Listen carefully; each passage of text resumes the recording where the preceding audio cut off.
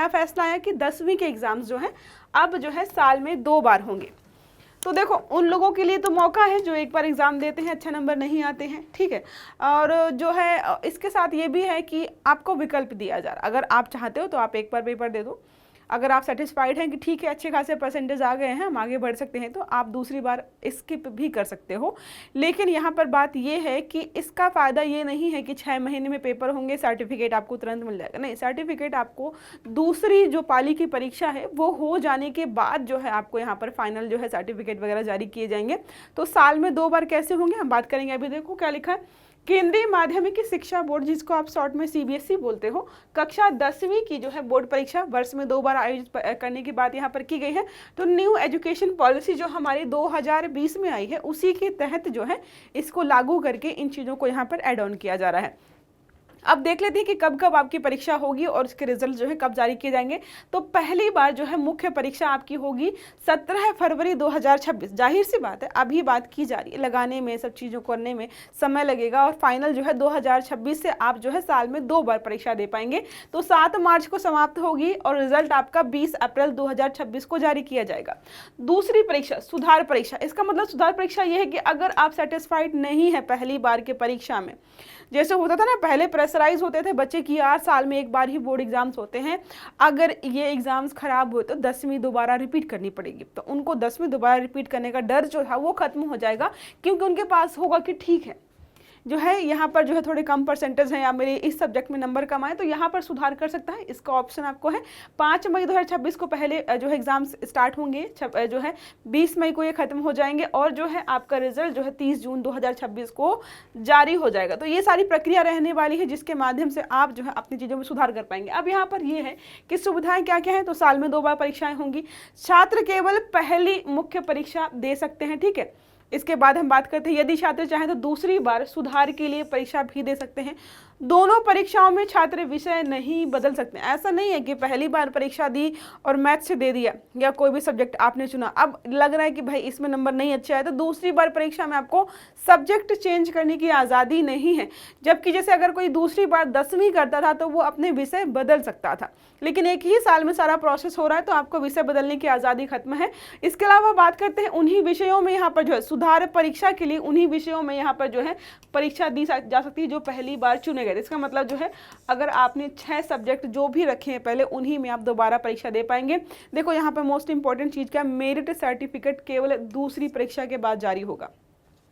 तो merit certificate आपको लेने के लिए 1 साल का इंतजार तो करना ही पड़ेगा, वो पहले भी करना पड़ता था। अब पुनर्मूल्यांकन और फोटोकॉपी जो भी है ये सुविधा जो है आपको दूसरी परीक्षा के बाद यहाँ पर दी जाएगी। तो ज़्यादातर जो सुविधाएं हैं आपको फाइनल एग्जाम जो दूसरी बार एग्जाम हो रहा है उसके बाद ही देखने को मिलेगा। लेकिन इंपॉर्टेंट बात ये है कि आप साल में 2 बार पेपर दे सकते हो, आपको जो है एक दूसरा मौका मिलेगा ताकि आप चीज़ों को सुधार पाए। अब बात करते हैं उद्देश्य क्या है। उद्देश्य है कि तनाव रहित। देखो होता क्या था, साल में 1 बार पेपर थोड़ा सा लेंदी भी हो जाता है, लगातार लंबे समय तक अपनी तैयारी करते रहना, फिर जो है फाइनल एक ही बार पेपर में सारा सिलेबस जो है दिमाग से निकाल करके कॉपी में उतारना, फिर अच्छे परसेंटेज लेकर के आना, अगर गड़बड़ हो गया तो फिर दोबारा रिपीट करना या जो है फेल वगैरह हो गया, तो ये बहुत अपने आप में तनाव वाला काम होता था। इसको थोड़ा कम करने का प्रयास किया है कि देखो यहाँ पे बदलाव होगा तो क्या होगा, तनाव कम किया जाएगा, लचीला है, और साथ में विद्यार्थी, देखो विद्यार्थी केंद्रित, मतलब जो है विद्यार्थियों को ध्यान में रखकर बनाया गया है कि भाई इनको क्या क्या सुविधाएं हम दे सकते हैं। छात्र को 2 अवसर मिल रहे हैं, मोस्ट इंपॉर्टेंट है, लाइफ में 2 अवसर नहीं मिलते हैं। नई प्रणाली जो है परीक्षा को रटने वाली जो प्रणाली होती है कि रटते रहो, साल भर आपको रटना है।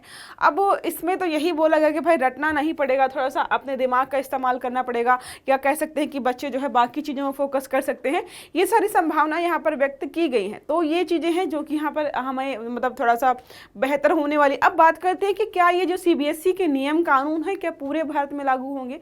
तो कुछ एक्सेप्शंस यहाँ पर रखे गए। जो ठंडे इलाके हैं, जैसे कि देखो यहाँ पर लद्दाख है, सिक्किम है, हिमाचल जैसे ठंडे क्षेत्रों में स्कूल एक ही परीक्षा, मुख्य परीक्षा या सुधार चुन सकते हैं।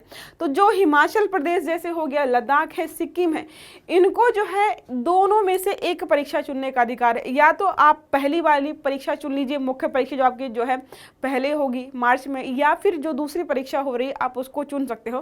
तो दोनों में से कोई एक विकल्प चुनने का अधिकार दिया गया है और ये चयन जो है निर्भर करेगा स्कूल के स्तर पर। व्यक्तिगत छात्र या बीएच विकल्प नहीं चुन सकता है।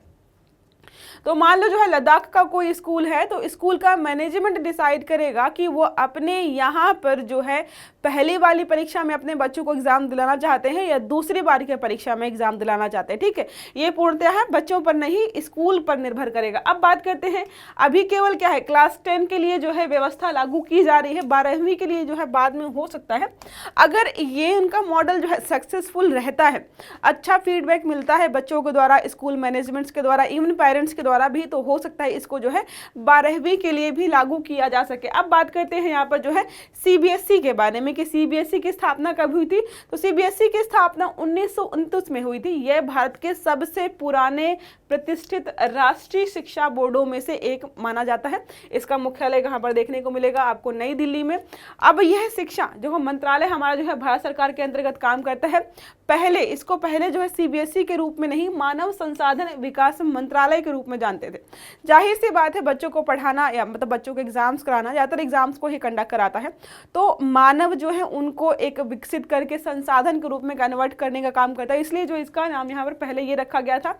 इसका उद्देश्य था कि पूरे भारत में एक जो है समान शैक्षणिक व्यवस्था लागू की जाए, छात्रों के लिए गुणवत्तापूर्ण और जो है समावेशी शिक्षा हो, प्रतियोगी परीक्षाओं में जो है छात्र बेहतर प्रदर्शन कर पाए। इन सब को लेकर जो है, उद्देश्यों को लेकर जो है इसकी स्थापना की गई थी। प्रमुख कार्य हम देखें कौन कौन से काम करता है, तो 10वीं और 12वीं के जो है बोर्ड परीक्षाएं सीबीएसई कंडक्ट कराता है।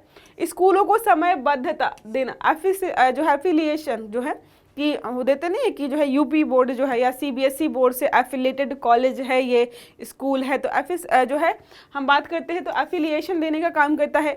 शैक्षणिक पाठ्यक्रम निर्धारित करता है कि कब क्या कहाँ पर पढ़ाया जाएगा, जो भी सीबीएसई बोर्ड्स के जो है एग्जाम्स होते हैं। ठीक है, इन सबको जो है यहाँ पर ऐड ऑन करता है। अब बात करते हैं कि कौन कौन सी अदर परीक्षाएं जो है सीबीएसई कंडक्ट कराता है। तो 10वीं 12वीं के अलावा जो है CTET, central teacher eligibility test जो है वो भी सीबीएसई कराता है। पहले जो है AIPMT करवाता था, उसकी जगह अब जो है नीट और जेईई मेंस भी सीबीएसई ही कंडक्ट कराता है। तो इनके भी एग्जाम सीबीएसई के द्वारा कराए जाते हैं, इनको जो है आपको याद रखना है। अब यहाँ पर हम बात करते हैं एजुकेशन पॉलिसी के बारे में।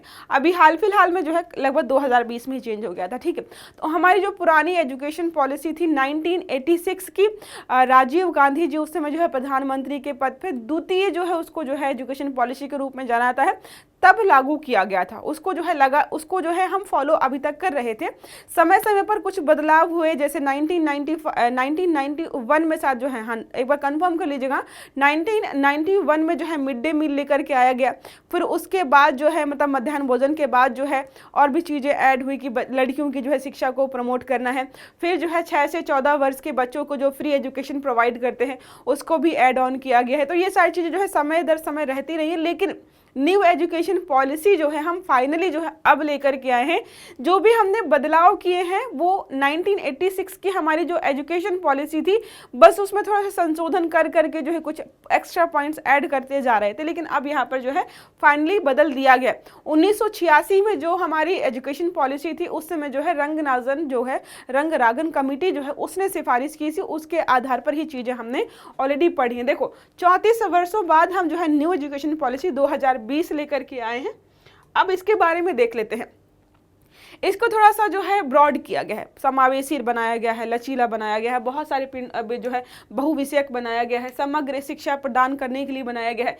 21वीं सदी मतलब आज के समय के हिसाब से इस एजुकेशन पॉलिसी को बनाया गया, क्योंकि जो है कौशल पर निर्भर है। इसके अलावा जो है वैश्विक ज्ञान, अब हम जो है सिर्फ बच्चों को पढ़ाने का प्रयास नहीं करेंगे, हम यहाँ पर प्रयास करेंगे कि वैश्विक स्तर पर जो है शिक्षा के क्षेत्र में भारत की पहचान बने। इसलिए जो है हम न्यू एजुकेशन पॉलिसी को लेकर के आए। देखो हमारी जो 1986 की जो एजुकेशन पॉलिसी है, आप सबने जो है 10+2 वाला फॉर्मूला पढ़ा होगा, लेकिन यहाँ पर जो है 2020 की एजुकेशन पॉलिसी में यहाँ पर रखा गया है 5 +3+3+4। अब इसका मतलब क्या है, 5 वर्ष, जो स्टार्टिंग के 5 वर्ष होंगे उसको हम फाउंडेशन स्टेज के रूप में जानेंगे, प्री प्राइमरी और कक्षा 1 और 2 यहाँ पर काउंट किया जाएगा। 3 के बाद जो है 3 वर्ष के बारे में बात करते हैं। ये जो 3 वर्ष यहाँ पर सेकंड स्टेज में पहुँचेंगे तो यहाँ पर बात करेंगे प्रीपैरेटरी स्टेज, क्लास 3 से 5 तक, ठीक है। उसके बाद अगले 3 वर्ष जो है इसको मिडिल स्टेज बोला गया है, 6 से 8 जो है क्लास को इंक्लूड किया गया है। आगे की जो 4 वर्ष हैं उसको हम बोलेंगे सेकेंडरी स्टेज, और 9 से 12 की जो भी चीज़ें हैं वो सारी यहाँ पर ऐड की गई। अब इंटरेस्टिंग बात यहाँ पर ये है कि स्टार्टिंग में जो बच्चों की शुरुआती शिक्षा है उसको बोला गया कि भाई मातृभाषा में उसको पढ़ाइए।